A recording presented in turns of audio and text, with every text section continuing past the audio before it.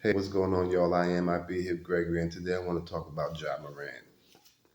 Ja Morant, what is this man doing? Caught again on Instagram Live, flash of the gun. This was on his people's Instagram Live, Devontae Pack.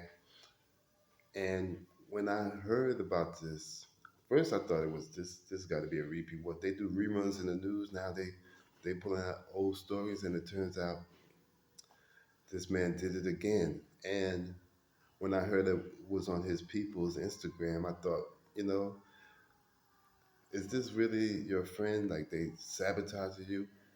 But then I saw it, and they vibing out to the music. You know, John Moran, he's fully aware that he's being recorded.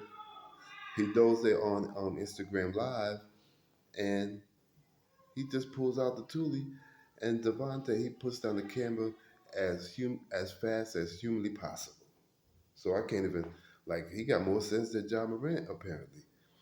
And why? I mean, why is gonna be is this guy crying out for help or something? I mean, what is this person's fascination with guns? Why does he want to be so hood or so street? You know, to the best of my knowledge, that's not the way he grew up. He got both his parents. I think they were middle class. I mean, the self sabotage here is bugged out. Why? So now, and I feel like I got to, or I don't got to, but I want to go into the stuff, all the incidents that has happened before. Now, supposedly, I've never heard of any trouble John Morant got into before he was in the NBA.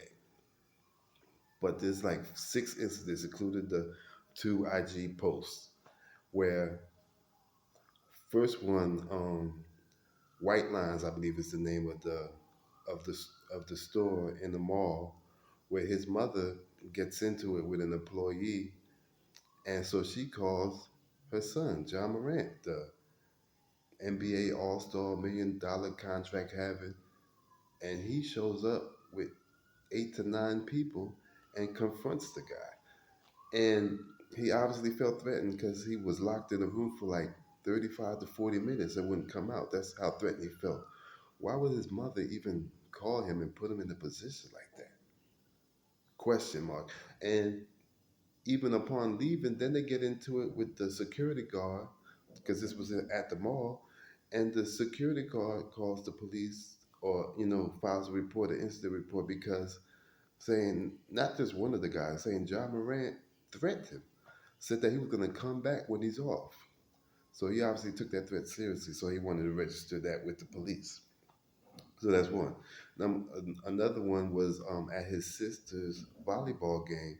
Someone in the crowd, a girl, yelled something, apparently at his sister or two, and his mother, again, heard it, didn't like it, and guess what? She called Ja Morant, and Ja Morant shows up with his people, their security there to prevent them from going up there. But somehow Ja Morant, well, they didn't say Ja Morant, but they said one person got through.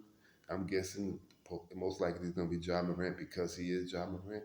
Gets through and you know knocked the phone, confronted the girl and knocked the phone out of her hand. So that's two. Number three, um, uh, a 17-year-old ball player. He's seeing John Morant. John Morant is there to be his mentor, and somehow it ended up with John Morant allegedly and Pax, Devontae Pax, on top of him, repeatedly punching him in the head. And upon leaving, either John Morant leaving or the 17-year-old basketball player, John Morant flashes his gun, the gun again. So, and then that's three. Four, at Indiana Pacers game, Devontae Pax is there, and he is in the crowd. He's getting into it with the Indiana Pacers players. He actually walked onto the court. Like, he has been banned from Pacer games for like a year. So after the game is over, John Morant, he doesn't ride with his teammate. He gets in the car with Pax, and there's an infrared beam pointing at the Indiana Pacers bus. That's four, and then the two IG posts. And the first IG post, which was just 2 months ago, that was in March, where he was suspended for 8 games, which was, I think it was a total of 17 days. He supposedly went to some facility for mental illness, and he was saying all the right stuff about how he learned from this situation. I guess not. So, and this was in Denver, right? And this was a big game. The Denver Nuggets, the number one seed, who are still in the playoffs currently, and the Memphis Grizzlies, the number two seed. So Memphis loses that game. They were up at halftime and they ended up losing the game. So, and that's the game. That's when he went to the club that night, flashing the gun. So even after a loss, you're going to the club and partying. And then on top of that, the elder statesman of the team, the veteran, Steven Adams, had a meeting after that game and said that we party too much. We need to stop all this clubbing and we need to focus on basketball. So maybe, maybe you just can't tell John Morant nothing. Maybe he just don't listen. So all that time, four of them had to do with guns, and you got the biggest question. I don't think I'm ever gonna find out the answer is why. Like I said, you want to be street that much, you want to be hood that much, and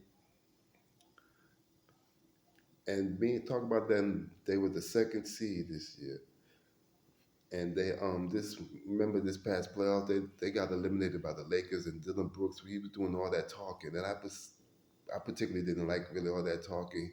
He chose the role to be the villain. That's not nothing new in the NBA. But after they was eliminated, the Memphis Grizzlies said that they would not re-sign Dylan Brooks under any circumstance. So they try to make him the scapegoat for this, I guess, because Dylan Brooks, this ain't no new type of behavior for him. He acts like this all the time, and you condoned it all year, and all of a sudden now you don't like it.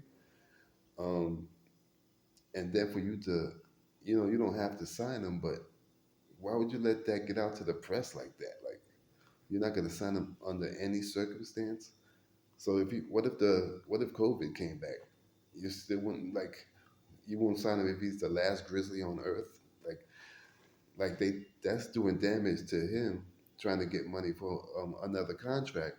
But perhaps the person who you should be blaming for your troubles is the leader of the team, the star player, Ja Morant, because teams take on the personality of their leader, which is usually their best player. Because the Memphis Grizzlies, they talk a lot of stuff. Like this year, they said they wasn't worried about any team in the West. That I never seen a team talk that much junk that never won nothing, right? You would think they won the championship last year, but they fell. They lost to the Warriors last year, the eventual championship. But they did get to the Western Conference, and this year definitely disappointing. They got eliminated in the first round by the Lakers. So, like I said, you should probably look at Ja and point the finger there. Now, this so he's been suspended from Memphis Grizzly activities, and but he's definitely going to be suspended by the league, and they're talking about at least 20 games. Most likely it's going to be half the season, 41 games. So you're about to miss the whole half of next season, guaranteed to miss 41 games. You're talking about hindering your chances to win the finals next year. This is a young team. They got a lot of talent. Like I said, they went to the conference finals last year. Y'all blowing your opportunity. I mean, and maybe this, I think lastly, I want to talk about how much money this man just blew. He just threw away, right? Because he should have been on one of the three All NBA teams. He was 11th in scoring, fifth in assists. He's definitely deserves to be at least on second in NBA. But because of this, he's not on the teams, not on three of them. And if he would have made one of them teams, it would have made him $39 million. So he just threw away $39 million. Plus, Nike is positioned to drop him. That's another $12 million.